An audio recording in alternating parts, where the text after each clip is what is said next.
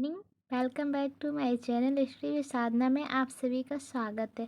आज हम कपास के बारे में जानेंगे, कॉटन के बारे में जानेंगे कि हमारे जीवन में कितना उपयोगी है, इसका कार्य कौन सा है, इसके वस्त्र कैसे बनते हैं, इसकी खेती कैसी होती है, इसकी संरचना के बारे में जानेंगे। तो हम देरी ना करते हुए देखते हैं कि हमें सबसे पहले हम पढ़े थे कि वस्त्र के वर्गीकरण, रेशे का वर्गीकरण पढ़े थे। कितने भागों में बांटा गया था? दो भागों में बांटा गया था। एक प्राकृतिक बांटा गया था, एक कृत्रिम। तो प्राकृतिक के अंतर्गत वानस्पतिक आया था। वानस्पति के बाद से खनिज आया था। खनिज के बाद से हमारा जानता। ये तीन प्रकार से हमारे प्राकृतिक रेशे प्राप्त होते हैं।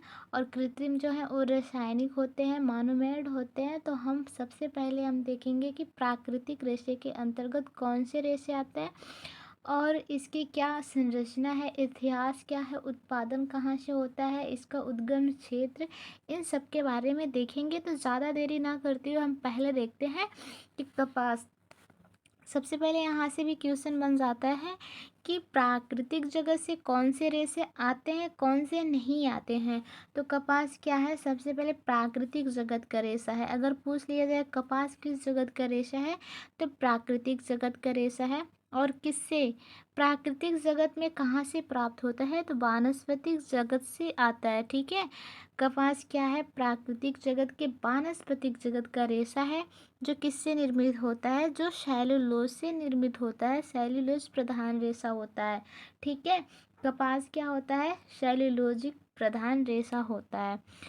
उसके बाद से देखते हैं फिर ये किससे प्राप्त होता है। कपास किससे प्राप्त होता है? तो बीज से प्राप्त होता है। क्योंकि ये जब हम लोग देखे थे, प्राकृतिक रेशे की बात किए थे, प्राकृतिक जो तीन प्रकार से बांटे थे, एक हमारा वानस्पतिक हो गया था, एक खनिज हो गया था, एक हमारा जांतव हो गया था। ठीक है। जांतव में मतलब आ जाएगा हमारा ऊन और रेशम। वानस्पतिक में हमारे जितने हैं कपास, कपोक। उसके बाद से खनिज जो वानस्पतिक जगत से रेशा था वह तीन प्रकार से था। एक पेड़ से पत्ते प्राप्त होते थे और एक पत्ती से, एक तने से। तो हम पेड़ से प्राप्त, पौधे से जो प्राप्त होते हैं, बीज से प्राप्त जो होते हैं, ये हमारा कपास आ जाता है। किससे प्राप्त होता है? कपास एक प्राकृतिक रेशा है, वानस्पतिक रेशा है, सेल्यूलोज प्रधान रेशा है। बीज इस क्या होता है? बीज से प्राप्त रेशा होता है। ठीक है। अगर बोलेंगे कि बीज से कौन कौन से रेशे प्राप्त होते हैं, तो एक हमारा पहला कपास हो जाता है। ठीक है। और दूसरा हमारा क्या हो जाता है? कापोक हो जाता है। आप सब देखे होंगे कॉटन जो होता है, ये उसमें बीज को अलग किया जाता है। इसकी प्रक्रिया भी बताएंगे, पहले इसको देख लेते हैं। ठीक। तो इतना नहीं भूलेंगे कि कपास क्या है। कपास जो है प्राकृतिक जगत का रेशा है, वानस्पतिक है, सेल्यूलोजिक है, बीज प्रधान रेशा है। ठीक। आगे हम देखते हैं इसका उद्गम क्षेत्र देखते हैं, हम इतिहास देखते हैं। ठीक है। तो इसका जो उद्गम होता है वह भारत को कपास का जन्मदाता देश कहा जाता है। ठीक है। इसका जो उद्गम हुआ था वह कहाँ से हुआ था? भारत से हुआ था। सर्वप्रथम जो कपास का जन्मदाता देश अगर पूछा जाता है तो हमारे भारत को कपास का जन्मदाता माना जाता है। ठीक है। लेकिन लेकिन लेकिन लेकिन प्रथम स्थान पे कौन सा देश है?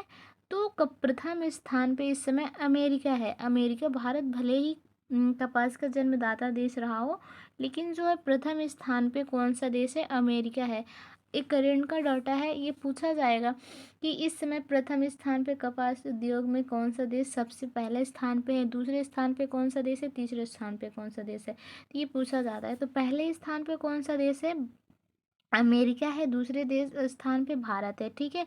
तीसरा स्थान जो है हमारा मिस्र हो जाता है। तीसरे स्थान पे कौन सा देश कपास उत्पादन करने में है? तो मिस्र है। मिस्र का कपास क्या होता है? उत्कृष्टता एवं गुणवत्ता की दृष्टि से प्रथम स्थान से। अगर यह पूछा जाता है कि उत्कृष्टता एवं गुणवत्ता के आधार पे कौन सा देश प्रथम स्थान पे है, तो मिस्र है। ठीक है। इसकी जो वर्षा होती है, अम्लीय क्षारीय दोनों होती है। यहाँ की मिट्टी जो होती है, तो यहाँ पे जो कपास होता है वह बहुत ही अच्छा होता है। इसके वस्त्र बहुत ही सुंदर बनते हैं।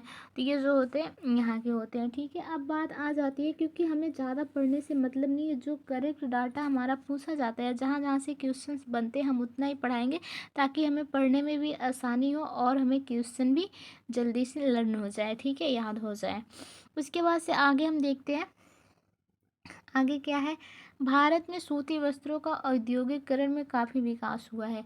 जब भी अपने भारत में क्या हुआ है, सूती वस्त्रों की औद्योगिकरण में काफ़ी विकास हुआ। सबसे पहले यहाँ पूछा ये भी क्वेश्चन बनता है कि सबसे पहले सन मतलब सूती मिल की निर्माण कहाँ पे हुआ, सूती मिल की स्थापना कहाँ हुई, कहाँ पे सूती मिल खोला गया।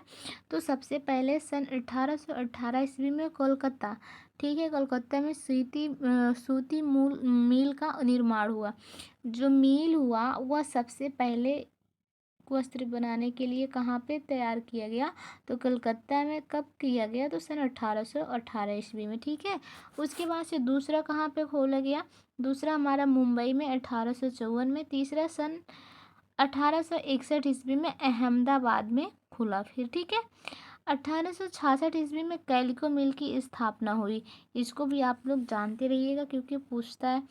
उसके बाद से भारत में कपास का सर्वाधिक उत्पादन, ठीक है, यहाँ से भी क्वेश्चन बनता है। तो अगर विश्व लेवल का पूछता है कि प्रथम स्थान पे कौन सा देश है उत्पादन के क्षेत्र में, तो अमेरिका। दूसरे स्थान पे भारत, तीसरे स्थान पे मिस्र। उत्पादन का उद्गम क्षेत्र भारत, ठीक है। लेकिन अगर पूछ लिया जाए कि भारत में कहाँ पे सर्वाधिक उत्पादन होता है कपास का अपने भारत में, तो प्रथम स्थान पे गुजरात हो जाएगा, दूसरे स्थान पे महाराष्ट्र हो जाएगा, तीसरे स्थान पे मध्य प्रदेश हो जाएगा। गुजरात, महाराष्ट्र, मध्य प्रदेश, यहाँ पे जो है भारत में कपास की खेती होती है, उत्पादन की दृष्टि से सर्वाधिक होता है, ठीक है। तो इतना समझ में आया। भारत में कहाँ कहाँ पे, गुजरात, महाराष्ट्र, मध्य प्रदेश, ठीक है। आगे हम चलते हैं, आगे देखते हैं कपास की खेती के बारे में जानते हैं। कपास की खेती जो होती है कैसे होती है, और कपास को किस नाम से जाना जाता है, कपास विश्वव्यापी रेशा के नाम से भी जाना जाता है, ठीक है। कपास क्या है, विश्वव्यापी रेशा के नाम से भी जाना जाता है। और जो होता है इससे जो वस्त्र बनते हैं, इससे जो वस्त्र बनता है वह वस्त्र सस्ता, मजबूत, सुंदर, विलक्षण गुणों से क्या होता है, संपन्न होता है। यह गर्मी में बहुत ही लाभदायक होते हैं, पहनने से हमारे पसीनों को सोखते हैं और स्मेल भी नहीं करते हैं।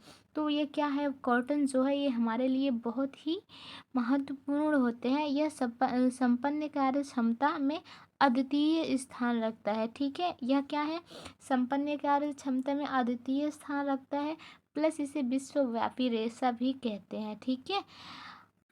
आगे देखते हैं इसकी जलवायु कैसी होती है, ये भी पूछा जाता है कि कपास की जलवायु कैसी होगी।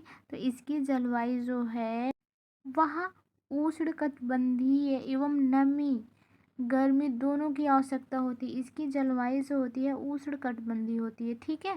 कैसी होती है, उष्णकटिबंधीय होती है। प्लस इसके लिए क्या होना चाहिए, नमी भी उतनी ही आवश्यकता है और गर्मी दोनों की आवश्यकता होती है। क्योंकि जानते हैं हमारे यहाँ सबसे ज़्यादा वो जो होते हैं विषुवत रेखा पे, वहाँ पे उष्णकटिबंधीय होता है, वहाँ पे गर्मी भी होती है, वहाँ पे क्या होते हैं वर्षा भी होती है और गर्मी भी होती है, नमी भी रहता है। तो वहाँ पे बहुत अच्छे कपास होंगे। जैसे कि अपने कर्क रेखा कहाँ से गुजरती है अपने भारत के जिन राज्यों में, तो गुजरात से, महाराष्ट्र, मध्य प्रदेश, तीनों से ही गुजरती है। तो कर्क रेखा पे क्या होता है, उतना ही नमी रहेगा, उतना ही गर्मी रहेगा, तो दोनों की आवश्यकता होती है, ठीक है। इसके लिए कौन से अगर पूछा जलवायु कैसी होनी चाहिए कपास के लिए, तो उष्णकटिबंधीय, ठीक है। मिट्टी कैसी होनी चाहिए, इसके उत्पादन के लिए मिट्टी कैसी होनी चाहिए, तो मिट्टी जो होनी चाहिए काली होनी चाहिए, ठीक है। मिट्टी काली होनी चाहिए। और जब अगर ये मिट्टी काली होती है, कपास की खेती के लिए काली मिट्टी बहुत ही आवश्यक होती है, क्योंकि इस मिट्टी में पानी सोखने की सर्वाधिक क्षमता होती है। मिट्टी की प्रकृति जो है, मिट्टी की प्रकृति अगर क्षारीय होती है तो उसमें उत्तम प्रकार के कपास के रेशे प्राप्त होते हैं। ऐसे रेशे क्या होते हैं, मजबूत होते हैं, लंबे होते हैं। जैसे कि मिस्र में हमने बताया, मिस्र की मिट्टी काली होने के साथ साथ क्षारीय भी होती है। इस कारण वहाँ पे जो कपास होते हैं ना उत्तम श्रेणी के होते हैं, ठीक है। और वर्षा कैसी होनी चाहिए इसकी, तो वर्षा 30 से वर्षा हमारे 30 से 38 सेमी होना चाहिए, ठीक है। कितना होना चाहिए, 30 से 38 सेमी के बीच में होना चाहिए। और जब भी हम क्या करेंगे, कपास के बीज बोते समय अधिक वर्षा की आवश्यकता होती है। जब भी हम कपास की बीज बोते हैं तो वहाँ पे वर्षा की बहुत ज़्यादा ही आवश्यकता होती है, ठीक है। उसके बाद से क्या हो जाता है, ये कपास जब बड़े हो जाते हैं तब अधिक वर्षा की आवश्यकता नहीं पड़ती है, लेकिन जब बोते हैं तो बहुत ही ज़्यादा वर्षा की आवश्यकता होती है। उसके बाद से क्या पूछा जा रहा है, समय। इसकी समय अवधि कितने दिन तक होती है, 200 दिन। अगर पूछा जाता है कपास की समय अवधि तो 200 दिन कपास लगते हैं। इसका पौधा कैसा होता है, 1 वर्षीय होता है। ठीक है, कपास का पौधा 1 वर्षीय होता है, 1 वर्ष में तैयार होता है। ठीक, आगे देखते हैं कपास का पौधा कितना मतलब फीट का होता है। तो जब कपास का पौधा होता है वह 4 से 6 फीट तक लंबा होता है। ठीक है, कपास का पौधा कितना, 4 से 6 फीट तक लंबा होता है। 200 दिन समय लगते हैं, 1 वर्षीय होता है। इतना आप लोग जरूर जानिएगा इसके बारे में। और ये क्या होता है, जब कपास 3 इंच के हो जाते हैं ना, जब कपास 3 इंच के हो जाते हैं तो इसे सोहनी करनी पड़ती है, यानी निराई। ये भी एग्ज़ाम्स में पूछा जाता है, क्वेश्चन बन जाएगा कि कपास की निराई या कपास की सोहनी कब होती है। तो जब 3 इंच के हो जाते हैं तब होता है। कपास के टहनी में कितने फूल लगते हैं, लगभग 3 से 5 फूल उनके टहनियों में लगते हैं। 3 से 5 कलियाँ खिलती हैं। ठीक है, अगर पूछा जाए कपास की कितनी टहनियाँ खिलती हैं तो 3 से 4। ठीक है, कपास के फूल के किस्म के अनुसार इसके जो फूल होते हैं उसके किस्म के अनुसार होते हैं, नीले, क्रीम, सफ़ेद, लाल, सुनहरे, इतने सारे फूल होते हैं। और ये क्या होते हैं, भिन्न भिन्न रंगों के होते हैं। प्रारंभ में जो कपास के फूल होते हैं वह क्रीम कलर के होते हैं। यह क्वेश्चन बनता है कि प्रारंभ में कपास के फूल कैसे होते हैं, तो क्रीम कलर के होते हैं। ठीक, जब वह क्रीम कलर के होते हैं फिर उसके बाद से जो बाद में बैंगनी हो जाते हैं, बैंगनी रंग के हो जाते हैं। फूल झड़ने के पश्चात कोए कोए लगते हैं, निकल आते हैं। इसी कोए के भीतर कपास का रेशा बीज मतलब सीड के चारों ओर लिपटा रहता है। कोए पोर्स लगभग क्या होते हैं, 1/3 भाग में कपास व 2/3 भाग में बीज होता है। ठीक है, इतना समझ में आ गया। अब आगे देखते हैं हम क्या होता है। इतना हम आज जाने हैं किसके बारे में, कपास के बारे में। आज इतना देख लिए इसकी नॉर्मल जानकारी के बारे में। कल हम देखेंगे, क्या देखेंगे, वस्त्रों के निर्माण की प्रक्रिया देखेंगे, कुछ उनकी शब्दावलियाँ देखेंगे। बट आज के लिए इतना ही। और अगर क्लास कैसी लगी बताइएगा आप सभी, क्योंकि हम आप सबके लिए इतना सारा मेहनत करके अच्छे से PDF तैयार करके पढ़ाते हैं। और अगर हाँ ज़रा सा भी अच्छा लगे तो लाइक शेयर सब्सक्राइब कर दीजिएगा। ठीक, थैंक यू।